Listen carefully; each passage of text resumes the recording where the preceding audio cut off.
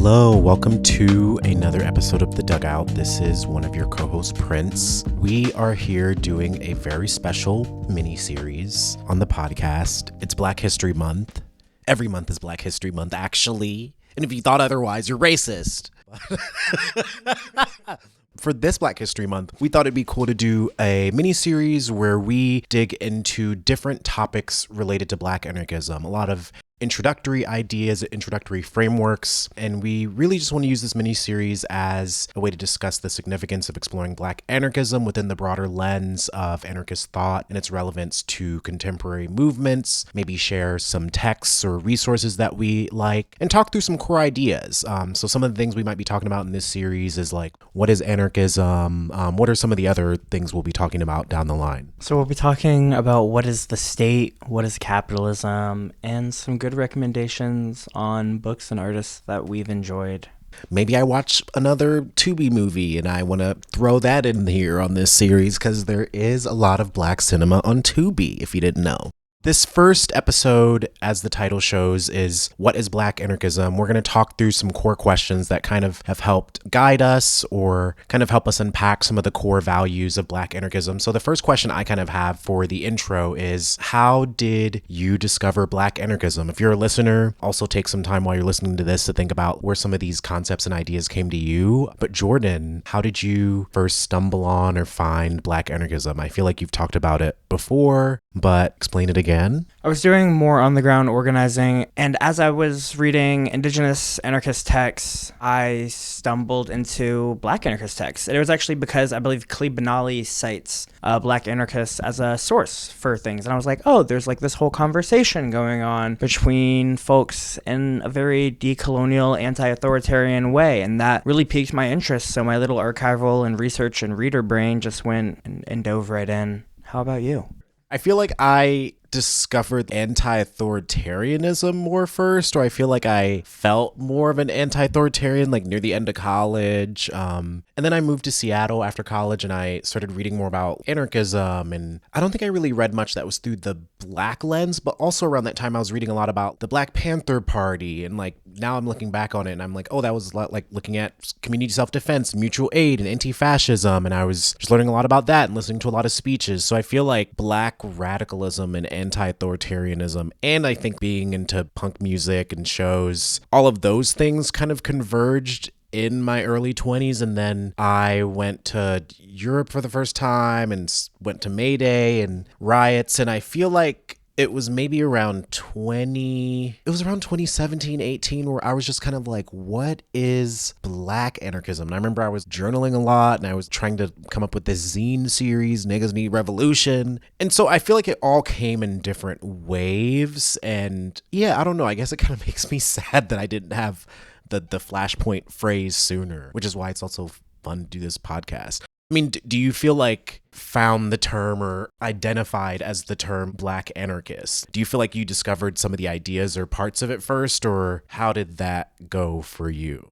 I definitely had ideas before community because it was one of those things that I was in a more anti-authoritarian tradition in the environmentalist scene that I was in. And the more I think about it, the only other time I really have met other Black anarchists one time was through a semi-anarchist meeting, but really in the foundations of my political building was in the environmental scene, was at like direct action camps through friends of other anarchists and other anti-authoritarian movement spaces that I was kind of moving through and trying to find space in. One thing for me was, like, I've heard anarchism, I knew some anarchists, I knew some communists, I knew some socialists, like these were all big new things and a lot of history that when looking into it, it doesn't feel secretive, but it feels like an awakening of context because I don't know about for you, but for me, reading history as an adult is very liberating because I get to consciously think about how I was taught history and be like, they warped this. Or this was a not great way to really teach it to a way to understand and go into the world and be like, okay, you're off now. The way we learn about Malcolm X in school, it's always Malcolm X versus MLK. But when you actually read the autobiography, you're like, This is a whole other area of Black thought. Even different conflicts that were happening around the world and the different histories. And I mean, one thing I'm excited to get into is like slavery and capitalism are tied hand in hand. Slavery, capitalism, and colonialism historically are all a part of the same process when coming to power and being a part of the status quo. And it was through understanding the evolution of actual, not just demonizing socialist histories, but understanding the yearning for freedom and liberty and collective and individual freedoms that folks were fighting for, in the way that different states would bash them down on that. And then especially then looking at how Africans and their post-colonial struggle and folks having post and decolonial struggles in the so-called third world and all around were learning from these revolutions that were happening by state socialists, and reading C.L.R. James about what they were learning when being around like the Trotsky era, and being a Marxist in a decolonial way like Walter Rodney, and these other sort of avenues that made me think, oh, there is a historical and a material context that allows this class and space of individual and being to be in an inherent opposition or antagonistic or unequal relationship to the powers that be. And that makes them ever more wary of the overextension of centralized power, of these certain institutions that if we set them up to be abused, they will be abused. Learning through history, it wasn't like indigenous folks in North America, India, Africa, even in Europe didn't try large centralized systems. It's just not all of them went on to be the Empire of England. Some of them became tombstones because people revolted and didn't let that shit happen. And there are different ways that we need to grow, and I do see anarchists as a part of the way, and especially Black anarchists as a part of the way to look forward to alternatives in a non-capitalist way. When you dig more into Black history, you notice that the more rad people usually didn't fuck with the whole leaders and hierarchy. And didn't you talk in the past about like how Ella Baker didn't like SNCC, or who was it that didn't like SNCC? And I'm like, I don't know, like other people joining the BLA after the Black Panther Party. I'm like, who, I know where I would have ended up. And very influential in SNCC. I think one reason a lot of people don't call them anarchists and they wouldn't was they like leadership and they think everyone should be a leader, and that's just against anarchist dogma. A lot of anarchists just like it's a nuanced take that, okay, if everyone's a leader, then technically no one's a leader. So we can say that. When they would see people who wanted to act with the aesthetics of leaders, but they wouldn't actually lead, Ella Baker would call that shit out, and there would be a cycle of patriarchs doing that shit over and over again. And I think that's also the beauty of that history in Reconstruction and in the Black Power to early Civil Rights era days. That whole Black American history is a carve out of autonomy, of first and primary thing, and then everything else flows in from that. I think we were talking to somebody earlier where we talked about how you could be like really libertarian or something, but you could fall far left or you could fall far right. Especially as a Black person, you could be really anti-authoritarian, but the conspiracy theories, they don't sound too bad, especially if, is anybody supposed to really care K through 12 about history? And then you want folks in class positions or in social positions that folks are not expecting much or expecting too much, that there really is not very little, because even in a lot of Black communities, there are Black folks that and educators that care about kids and want to actually make sure that shit gets through their brains. But even then, you talk to the teachers, it's like, well, it comes down to the numbers. I know I'm going to get 20 out of 30, so I'm going to focus on the 10 that I can and hope the other 10 that I think I can get look at me giving a fuck and think I give a fucking care. And I think it's just a hard system to battle against unorganized Black anarchists. It's something that allows a history and a tradition and a framework that it could be very beneficial for liberatory actions. I wanted to kind of talk about it just in basic terms and then share a bit from a text called Anarcho-Blackness. Hopefully a lot of y'all have heard of. Black anarchism, like traditional anarchism, in a lot of ways opposes a very strict state. It opposes capitalism, all forms of oppression. And I think a core thing about anarchism that I really love is really just fighting against hierarchy, and understanding hierarchy is something that is not only class-based, but from the Black anarchist perspective, it's about racialization, it's about colonization, it's about misogyny, misogynoir, all of the above. And anarchism especially, and I think black anarchism under like white supremacy demands autonomy, community autonomy, and self-determination. And I think there are threads of different aspects of black anarchism throughout a lot of different black liberation struggles, and I think that's really important to kind of remember and understand. But I wanted to read a bit from a really amazing text called Anarcho-Blackness by Marquise Bay. This is very early in the text, in the introduction, and it reads: "In this sense, I take as a compelling force that anarchism, like anything else, as Hannibal Abdul Shakur notes, finds a radical new meaning when it meets blackness. The anarchism of, say, Bakunin is no longer anarchism proper when it meets blackness. To clarify, there are certainly threads that connect different iterations of anarchism, making them all, in some sense, anarchist, i.e. the emphasis on mutual aid, direct participation, anti-authoritarianism, etc. But to meet with blackness entails that anarchism undergoes a shift in focus and tenor.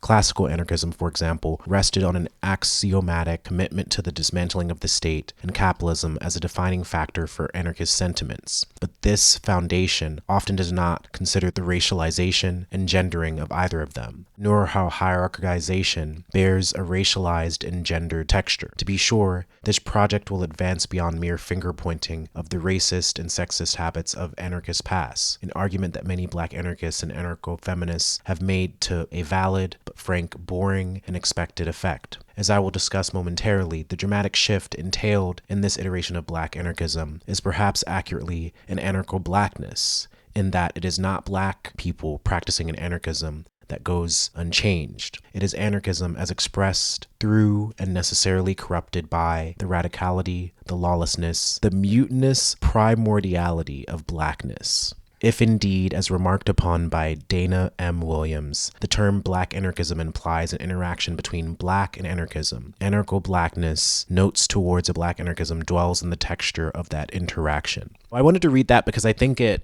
one, gives like different frameworks around how we even phrase it. Is it black anarchism? Is it anarcho-blackness? I also think it's really good to talk about what happens when these two ideas or spaces meet. And I like the way that this text explores it because in a lot of ways, I kind of think of black anarchism as it's literally what black people have to do to survive an anti-black world. I mean, and I guess that's complicated because some people become doctors and lawyers and fucking sheriffs and they're black and that's surviving. But I think what it takes for us to be fully human, to not have our needs and resources determined for us, like the amount of force that black people have had to find to fight for that, to survive white supremacy, and the amount of lawlessness that it's taken to get there, like that to me is so fucking anarchist. Like slave rebellions, fucking burning that shit down, the Underground Railroad, like black people owning guns. And I think it's, to me, it really comes down to opposing the state, believing in community, believing in communalism, and also really believing in revolutionary and violent self-defense, like self-defense in the way that Malcolm X talks about it. He's like, I'll put a police dog down, whatever that means. And so I feel like it means all of those things in my mind. But how would you define black anarchism? I mean, I feel like that's why I love that text, anarcho-blackness, because I feel like black anarchism to me is anarcho-blackness. It is anarchata. It is that anarchic humanism that is just, I recognize what we got to do the same way that like we recognize what we have to do, but we know we're not the only ones. And what we have to do is based on solidarity and keeping that tradition going beyond the institutional power factors that are oppressing us and those that we honestly should be in coalition with because we have to breathe the same air, smell the same farts, and drink the same water. So we all deserve the utmost protection around those necessities. And I think moving on, I want to talk about some key figures that are really known in kind of black anarchist histories and kind of ideologies.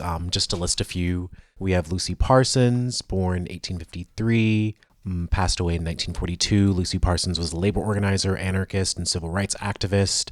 She developed a form of social anarchism that addressed both labor and civil rights movements, viewing racism as a byproduct of capitalism. There's Ashanti Alston, born 1953. Ashanti Alston is a former member of the Black Panther Party and the Black Liberation Army, who later became a prominent anarchist, activist, and writer. He is known for his advocacy for black autonomy and his critique of the state and capitalism. Alston considers considers Black nationalism as an effective means to unite Black Americans in drive for revolution, and he proposes that revolutionary nationalists should resolve such hierarchies within their movements, providing an anti-authoritarian approach to nationalism, which I think is interesting. And then we also have Lorenzo Gamboa Irving. He was born in 1947, and Lorenzo is a former member of the Black Panther Party and the Black Liberation Army, who would later become a prominent anarchist activist and writer. He's now known for his advocacy in the Black anarchism and his critique of the state and capitalism. Irvin emphasizes that African Americans can combat oppression by engaging in traditional anarchist practices, including boycotts, labor strikes, rent strikes, and tax resistance, as well as participating in the police abolition movement. He also proposes that communities meet their own needs through the establishment of community councils, mutual societies, and cooperatives, extending common ownership over food distribution, education, and industrial production. And I love that man's work. Anarchism in the Black Revolution is a great book. It's one of those texts as well that even in the name, it's like, yeah, we have anarchism, but this is the Black Revolution. You see that autonomy coming out from that Black Power era with the RNA, and even the Black Panther Party wanted to have a UN-sanctioned referendum for all Black people to decide whether or not we wanted to be a part of the United States of America, or if we wanted a separate polity. And that was like an actual political and legislative policy thing to do, especially when like the RNA and other more militant and other things were happening. Like there's a diversity of tactics and all things need to happen and go that way. And another thing about Lorenzo too is that when he was incarcerated for, I believe it was hijacking a plane to get to Cuba because they were trying to frame him up on some charges, he was taught how to organize and taught about Black anarchism from Martin Sostre, who helped him develop his own case so that he could get himself out, and then he did. And then Martin Sostre is another Black anarchist who was out of Buffalo, New York, and did a whole lot of stuff, and you're going to have some more episodes on him coming out soon, because there's a new book coming out, there's even a campaign. Lorenzo's cool because he was drafted during the Vietnam War, served for 2 years, and was an anti-war activist. He joined SNCC and then also the Black Panther Party. And when he hijacked a plane, or allegedly hijacked a plane to go to Cuba, while he was there, he was turned over to the U.S. authorities by Cuba and then returned back to the U.S. If you want to dig more into any of these people, they're all treasure troves of history and tactics, and they have works that are out there that we can read, interviews that we can access. We'll put a lot of those resources in the show notes, but it's kind of really good to mention people because I think sometimes people become entryways. Like I know I was excited when I learned about Kawasi Balagoon, and we've done episodes about him, or Lucy Parsons was one of the founders of the IWW in America, the Industrial Workers of the World, the biggest anarchist union, one of the biggest unions in America. So we can do this shit.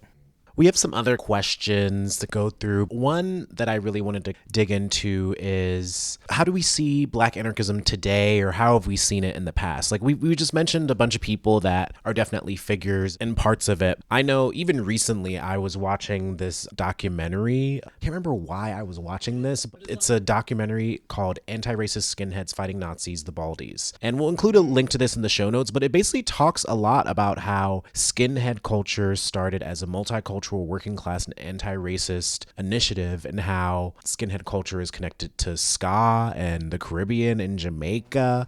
And I was just learning about all these things, and I was like, wait, what the fuck? And the Baldies were Black. Yeah, and to read a bit of this article called Faced with Commercialization, the Black Punk Community Turns to Its Past for a Guide to Keep Resisting. And this came out in 2022, and it reads, Antifa, Sharp, and anti-racist skinhead culture came directly from Black punks who integrated their cultural roots with the cacophony of rebellious whites. In the 1970s, rocksteady music from Jamaica became the successor of ska music and eventually became mainstays in the underground punk scene. These aesthetics melded with the punk rock youth rebellion of the US, Caribbean, and UK. It also led to the speeding up of rhythm and blues, borrowing from Black rock and roll greats such as Sister Rosetta Tharpe and Chuck Berry. Two of the most prominent punk bands of the 1970s, Pure Hell from Philly and Death from Detroit, meticulously crafted this wonderful blend of genres, but are now getting the recognition it deserves. And so even just that piece from that article talks about how if we look at punk culture, so much of music, if you're at a college and they got DIY shows and they got punk shows and there's white people, that shit came from Black people.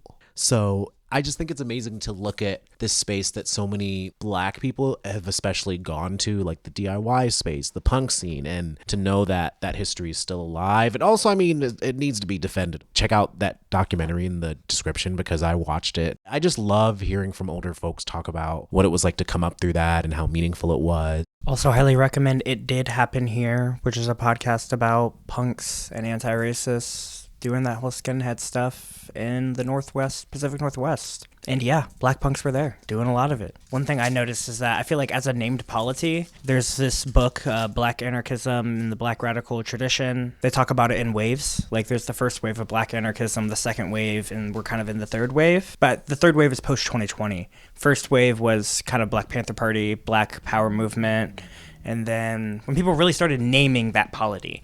But I think that's something that's really important about Black anarchism to me, or anarcho-Blackness, is that we know we're in a lineage and in a tradition that is anti-authoritarian. So it doesn't have to be, or the people we're around don't have to be Black anarchists, but it's an impulse and it's growing, and it's not just an identity or an identity that has confinements. Like anything, we have to nurture it. But unlike us, it's an ideal, and it can't die as easy.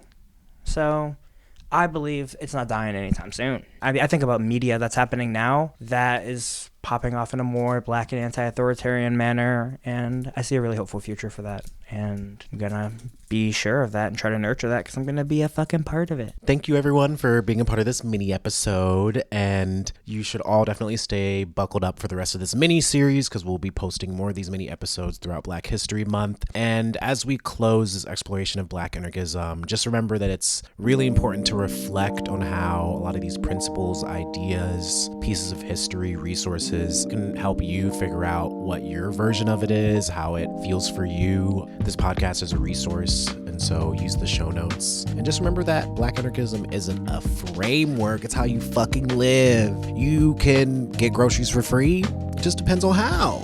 You can live somewhere for free, it just depends on how. Just as a quick mention, if you want to support the podcast, you can sign up on our Patreon. Either sign up for free to get access to a new newsletter that we'll be coming out with that's going to be kind of a monthly roundup of different movement updates and resources on direct action and other things related to the episodes, the show notes, really just like a resource that can drop into your inbox and give you a lot of cool stuff to check out like month by month. And be sure to also check out our YouTube channel where we also upload some of our video versions of the podcast. Stay tuned for the rest of this Black History Month mini series. And I don't know, here's a challenge. Send an episode of this podcast to someone you know and say, "You better listen, bitch." See you later.